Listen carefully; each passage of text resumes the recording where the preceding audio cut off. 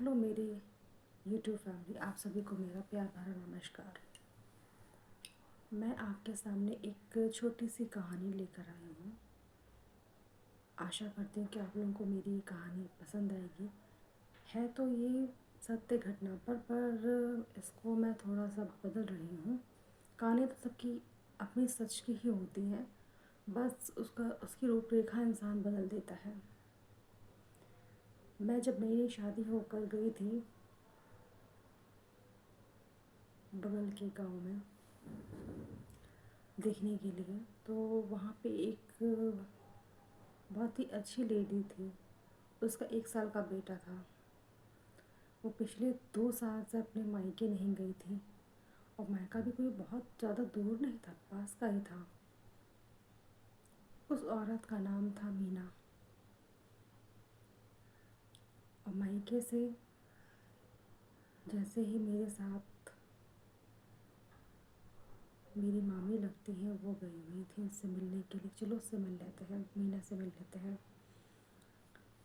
मीना के रास्ते से घर के रास्ते से गुज़रे तो वहाँ पर उसका हस्बैंड बाहर, जो गांव है तो फिर गांव जैसा ही सारा वातावरण मिलेगा आपको।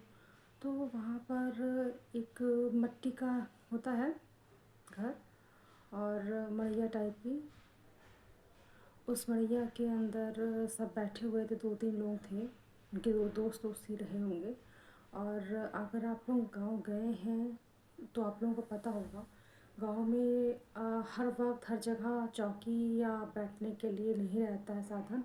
तो वहाँ पे एक बांस का जो होता है ना, बांस को चीर के उसका बना देते हैं बैठने के लिए, जैसे कि दरवाज़ा टाइप का नहीं होता, उस तरह से करके। और उसको चारों तरफ से उसको मचान बोलते हैं। और उस मचान बांस को काट के उसको अच्छा खासा बड़ा बना लेते हैं कि इसमें आराम से 3 लोग बहुत ही आराम से सो सकते हैं। इतना अच्छा और इतना मजबूत बनाते हैं वो मचान। तो उस मचान पे उनके दोस्त और सारे लोग बैठे हुए थे। मेरी मामी मीना का नाम लेके बुलाई कि कहाँ है। तो वो बोलता है गांव की भाषा में, आप कौन हैं? तो मामी ने बताया कि मेरी भतीजी लगती है, मिलना है। तो शायद उसने आवाज़ सुन ली थी, क्योंकि बहुत बड़ा घर नहीं था, फिर कहीं कोई आता जाता है तो आवाज़ से पता चल जाता है कि कोई आया हुआ है।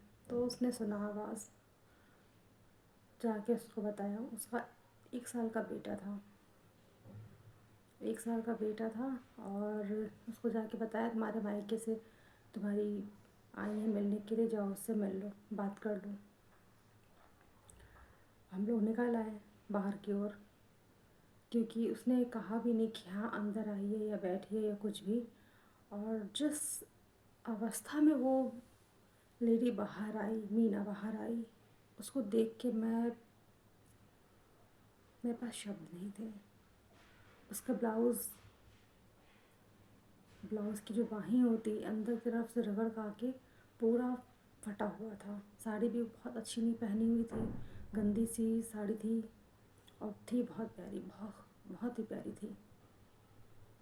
और उसका इस तरीके से रहन सहन देखकर मुझे बहुत ही तकलीफ़ हुई। और वो आते ही उसने कुछ नहीं बोला, कुछ नहीं बोला। बस आते ही वो अपनी बहुत ही बहुत ज़ोर से लिपट गई। और 10-15 मिनट तक हम लोग खड़े रहे, 10-15 मिनट तक सिर्फ और सिर्फ वो रोती रही।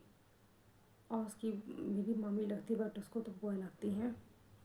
वो कुछ नहीं बोली, सांत्वना देती रही कि बेटा कुछ नहीं हो, क्या कर सकते हो, ये हमारे भाग्य का नियति है। हम औरत के साथ, हम औरतों के साथ यही होता है। शादी जहाँ कर दी गई वहीं हमें रहना होता है, जिस हाल में जैसे रखे। पता नहीं क्यों ये हमारे देश की ऐसी विडंबना, ऐसा हमारा कल्चर, ऐसी हमारी सभ्यता है कि जिस घर पे बेटी जहाँ सहने वाली होती है, जो बर्दाश्त करके रहती है, उसको ससुराल वाले उसको उतना ही परेशान करते हैं। उसकी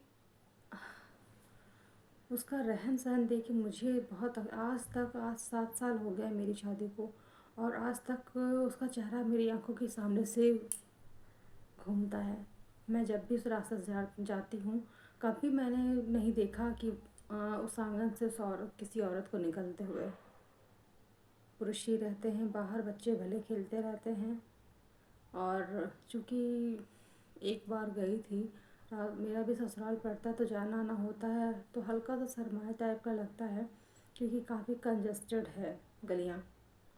और उसका व्यक्तित्व मुझे आज तक कचोटता है कि क्या है हमारे देश की व्यवस्था, कि शादी हो गई, लड़की खुश है तो भी उसको वहाँ रहना है, नहीं खुश है तो भी उसको उसी उसी घर में रहना है। उसकी तड़प, उसकी कपस, जिस तरह से वो कपस एक छोटे बच्चे की तरह रो रही थी ना, मैं कुछ नहीं कर सकती थी उस समय। बस यही स्टोरी आप लोगों को सुनानी थी। है तो स्टोरी कुछ नहीं, एक बात है जो मैंने एक औरत की और औरत की परिस्थिति को रखा है आपके सामने, कि इतना सब कुछ बर्दाश्त करने के बाद भी आज वो औरत, वही मीना, उसी घर में रह रही है, खुश है, हंसती है, रोती है, कोई मतलब नहीं है। शादी के 2 साल हो चुके थे, मायके नहीं गई थी, शादी होकर आई थी, उसका हस्बैंड उसे नहीं जाने देता था, ताना उलाहना अलग देता था। क्यों क्यों ताना उलाहना? कि शादी होके आ गई है तो क्या उसको मायके जाने का कोई हक नहीं है? उसे जीना मरना है, ठीक है, यहाँ रहना है, तो क्या उसकी कोई इच्छा नहीं है